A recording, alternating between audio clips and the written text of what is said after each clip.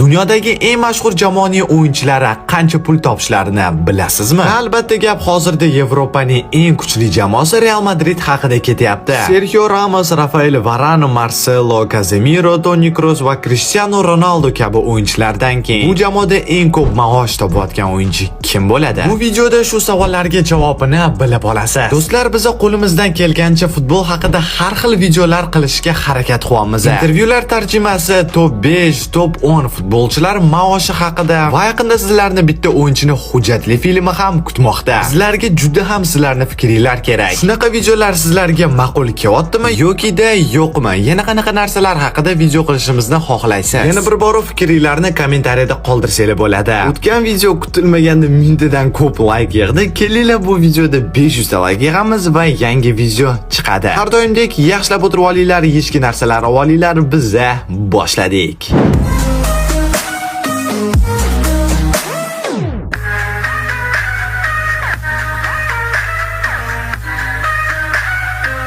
Darvozabonlardan boshlab sekin-asta eng shirin joyi, ya'ni hujumga o'tib boramiz. Ro'yxatimizda birinchi o'yinchi o'tgan yili hammani hayratda qoldirgan Andrey Lunin. Ko'plab jurnalistlarning so'zlariga ko'ra, bu yozi uni Yevropadagi eng kuchli jamoalari o'z safiga qo'shmoqchi bo'lishdi. Ammo Andrey Kurtua bilan teng darajada o'ynolmayman deb Real Madrid bilan yangi shartnoma tuzdi. Va menimcha o'ynamasa ham unchalik xafa bo'lmaydi. Chunki shartnoma bo'yicha haftasiga 72.511 yevro topadi. Bu o'zbek so'mida naqd milliard. Yiliga esa 3.700.000 yevro chiqadi. Buni o'zbek so'miga o'girib ham o'tirmayman, chunki raqamlar juda ham katta bo'lib chiqadi. Uni raqobatchisi Thibaut Courtois Luninga qaraganda sal kami 4 barobar ko'proq pul topadi. Haftasiga 241.000 yevro, yiliga esa 12.5 million. Hozirda Courtois kichik jarohat olgani uchun Luninda yana bir bor o'zini ko'rsatishga imkoniyat bo'ladi. Ikkalasiga ham omad tilab qo'yib, himoyachilarga o'tamiz. Jesus Vallejo Real Madrid akademiyasidan chiqqan kuchli va iste'dodli himoyachi. Hozirda unchalik ko'p o'yin o'ynamayapti, lekin shunga qaramay yaxshi pul topadi. Haftasiga 29.000 yevro. Bu so'mda esa 403 million. Haftasiga yomon emas. Keyingi Real Madrid akademiyasidan chiqqan o'yinchi bu Francisco Garcia. Kelajakda Vasquez yoki Carvajalni o'rniga turishi kerak deb aytadi, lekin turishiga hali ozgina kuchi yetmayapti. Shunga qaramay haftasiga 83.000 yevro topadi, yiliga esa 4.3 million yevro bo'ladi. Lucas Vazquezning yuziga qaraganda u necha yosh deb o'ylaysiz? 25-26 bo'lsa kerak. Yo'q, u Dani Carvajaldan ham kattaroq. Keyingi o'yinchi bu Lucas Vazquez va Ferland Mendy bir xil maosh olishadi. Haftasiga 167.000 yevro, yiliga esa sal kami 9 million. Keyingi o'yinchi esa bu Dani Carvajal. Afsuski yaqinda juda ham jiddiy jarohat olib, bu mavsum boshqa o'ynamaydi. Lekin Real Madrid muxlislariga yaxshi yangilik. Jamoa bilan kontraktni uzaytirdi. Shu kontrakt bo'yicha endi u hozir 168.000 yevro haftasiga, yiliga esa 9 million topadi. Antonio Rudiger esa Chelsea-dan tekinga kelgani tufayli boshqa o'yinchilardan ko'ra maoshi sal teparoq. Haftasiga 235.000 yevro, yiliga esa 12 million bo'lib chiqadi. Oxirgi himoyachi esa Real Madridda hozirda eng ko'p pul topadiganlardan biri David Alaba. O'tgan yil dekabr oyida jarohat olganidan keyin hali bir martalab ham o'ynamadi. Va bir xil jurnalistlarning so'zlariga ko'ra, u karyerasini yakunlashi ham mumkin ekan. Lekin umid qilamiz jarohatdan qaytib keladi va yana bir bor o'zini eng yuqori darajada ko'rsatadi. Va mana sekin-asta yarim himoyaga ham o'tdik. Bu yerda raqamlar esa mazaliroq. Masalan, eng kam maosh oladigan bu haftasiga 83.000 yevro, yiliga esa 4.5 million bo'ladi. Sizlarni bilmadim-u, lekin mana Real Madridda eng yoqtirgan o'yinchim bu Arda Güler. Shu jamoani o'yinlarini faqat shu yigitcha. Yigitcha, lekin yoshimiz teng.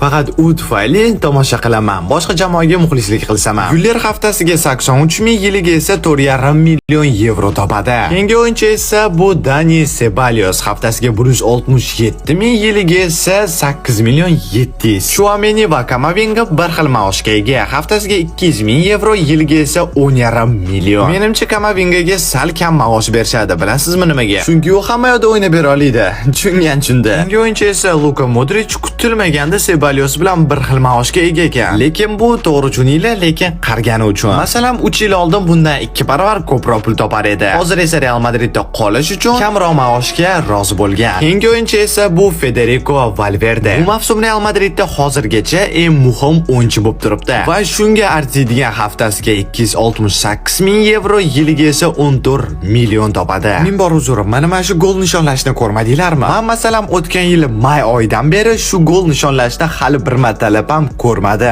To'g'ri tushunganingizdek, Jude Bellingham bu ro'yxatning oxirgi yarim himoyachi. Haftasiga 335 ming yevro, yiliga esa 17,5 million topadi. Unga ko'proq gol urishni tilab qo'yamiz va hujumchilarga o'tamiz.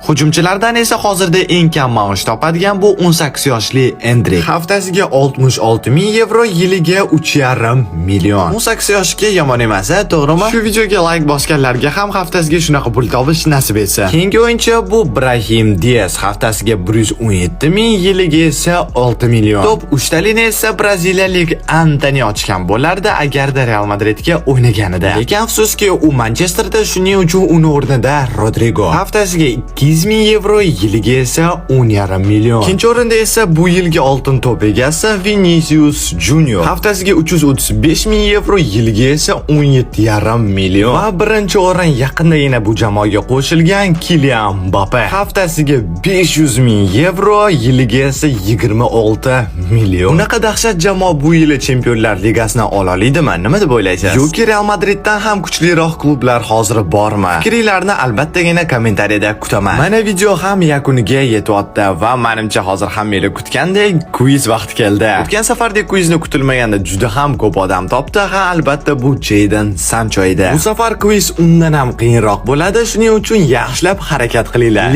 Lekin endi videoga faqatgina obunachilarimiz chiqadi. Chunki o'tgan safar yozgan odamlarning yarmi kanalimizga obuna bo'lmagan ekan. Endi faqatgina obuna bo'lsangiz va to'g'ri javobni yozsangiz, keyingi videoga xush kelibsiz. Undan tashqari bizning Telegram va Instagram kanallarimiz ham bor. Instagramda ko'p kvizlar bo'ladi, Telegramda esa eng tezkor yangiliklar. Obuna bo'lib qo'yadigan bo'lsangiz, ishoning, afsuslanmaysiz. Va har doimdek O'zbekistonda futbol haqida nomer 1 kanalga xush kelibsiz. Jamoangizga faqatgina g'alabalar tilab qo'yamiz, sizga faqatgina sog'lik tilab qo'yamiz. Futbol biza bilan qiziqarliroq. Sog' bo'ling, salomat bo'ling.